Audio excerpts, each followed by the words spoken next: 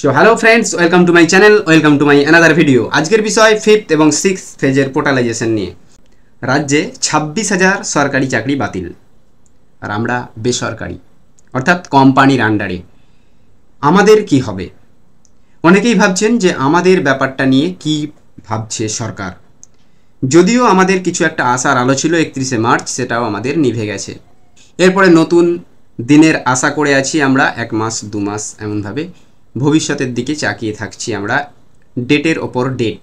তো আগামী 10ই এপ্রিল হুগলি জেলার রাজ্য সরকারি কর্মচারী ফেডারেশনের একটা সম্মেলন আছে। সেই সম্মেলনে মাননীয় প্রতাপ নায়েক সহ নানান মাননীয় মন্ত্রীগণ উপস্থিত থাকবেন। তো সেখানে আমাদের বিষয়ে কি আলোচনা করবে সেটা তো পরের কথা, আমাদের বিষয়ে আসবে না সেটাও একটা ব্যাপার। তো অনেকেই বলছেন যে আমাদের ফাইল তৈরি হয়ে মুখ্যমন্ত্রীর চেয়ারের সামনে বসানো আছে। অনেক রকম আমাদের ফেডারেশন বলছেন আর কি এরকম কথা, যে আমাদের ফেডারেশনের তরফ থেকে যতটা কাজ এগোনোর পুরোটাই হয়ে আছে, শুধু মুখ্যমন্ত্রী সিগনেচার করলেই আমাদের বিষয়টা পাবলিশ হয়ে যাবে। যেহেতু একটা ব্যাপার ঘটে গেছে, 26,000 সরকারি চাকরি বাতিল হয়ে গেছে, সেহেতু আমাদের বিষয়টা একটু পিছিয়েই গেল। এটা ধরা যেতে পারে যে আমাদের সরকারি করণটা অনেকটাই পিছিয়ে গেল, একটু নয় অনেকটাই পিছিয়ে গেল।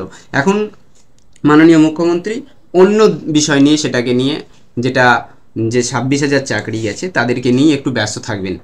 আমাদেরকে নিয়ে আর ভাবার তার কোনো প্রশ্নই নেই, কারণ 26,000 চাকরি বাতিল এটা কোনো মুখের কথা নয়, অনেকটাই বড় ব্যাপার। তো রাজ্যে এরকম একটা হাল হয়ে আছে, নানান রকম দিক থেকে নানান রকম প্রেশার মাননীয় মুখ্যমন্ত্রীর ওপর পড়ছে, সেক্ষেত্রে আমাদের দিকটা একটু নয় অনেকটাই পিছিয়ে গেছে। তো এবার অনেকেই প্রশ্ন করছেন, অনেক ইউটিউবার আছেন যে বলছেন যে যদি আমাদের সরকারিকরণ হয়, ফিফথ এবং সিক্সথ ফেজে যদি সরকারিকরণ হয়, তাহলে আমাদেরকে নাকি আবার ইন্টারভিউ দিতে হবে বা পরীক্ষা দিতে হবে। তো বলে রাখি, এর আগে যেহেতু অনেকেই বলছেন যে ফার্স্ট এবং সেকেন্ড ফেজদেরকে ইন্টারভিউ দিতে হয়েছিল, এক্সাম দিতে হয়েছিল, তারপরে তাদেরকে সরকারিকরণ করা হয়েছে।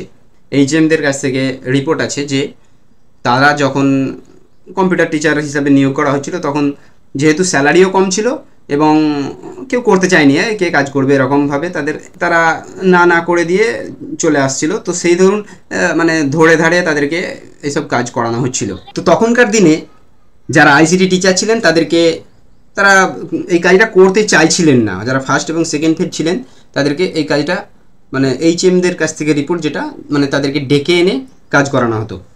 যেহেতু স্যালারি কম ছিল সেই জন্য তারা না করতেন। তো তখন তাদেরকে কোনো প্রশিক্ষণ বা ট্রেনিং কিংবা রিটেন এক্সামও তাদের দিতে হয়নি, তাদেরকে কোনো রকম এরকম ইন্টারভিউ, ট্রেনিং, পরীক্ষা এইসব কিছুই দিতে হয়নি। সেই ধরুন যখন পোর্টালাইজেশন হচ্ছিল তাদের, তো যেহেতু আইসিটির যারা কর্মকর্তা তারা জানেন যে ফার্স্ট এবং সেকেন্ড পেজকে কোনো রকম এইসব দেওয়া হয়নি, সেই ধরুন তাদেরকে একটা ট্রেনিং এবং এক্সাম দেওয়া হয়েছিল। সেইটাই এখন অনেক ইউটিউবার বলছেন যে যারা এর পরবর্তী ক্ষেত্রে ফিফথ এবং সিক্সথ এবং সেভেন্থ আছে, তাদের ক্ষেত্রেও হয়তো পোর্টালাইজেশন হতে গেলে তাদেরকেও এক্সাম দিতে হবে না। এটা আমাদের ক্ষেত্রে প্রযোজ্য নয়, যেহেতু আপনারা প্রত্যেকেই জানেন ফিফথ, সিক্সথ এবং সেভেন্থ যেসব রিক্রুটমেন্টগুলো চলছে, তাদেরকে কেমনভাবে নিয়োগ করা হচ্ছে, রিক্রুটমেন্ট দেওয়ার জন্য, তাদেরকে জব সেটেলমেন্ট করার জন্য যেই প্রসেসগুলো করা হচ্ছে, সেই প্রসেসগুলো খুবই অথেন্টিক।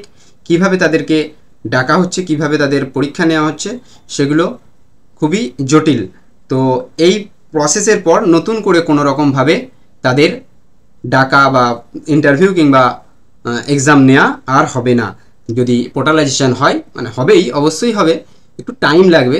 সো এই পোর্টালাইজেশন হওয়ার সময় তাদের কোনো রকমভাবে আর ইন্টারভিউ বা এক্সাম নেওয়ার হবে না। ভিডিওটা আপনাদেরকে কেমন লাগলো একটু জানাবেন কমেন্ট করে, এবং ভালো লাগলে লাইক দিয়ে সাবস্ক্রাইব করে আমার পাশে থাকবেন।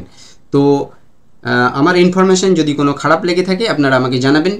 তো ভিডিও আমি যতটা করি আপনাদের সঠিক পরামর্শটা দেওয়ার জন্যই, সঠিক নিউজটা দেওয়ার জন্যই এই ভিডিও করি।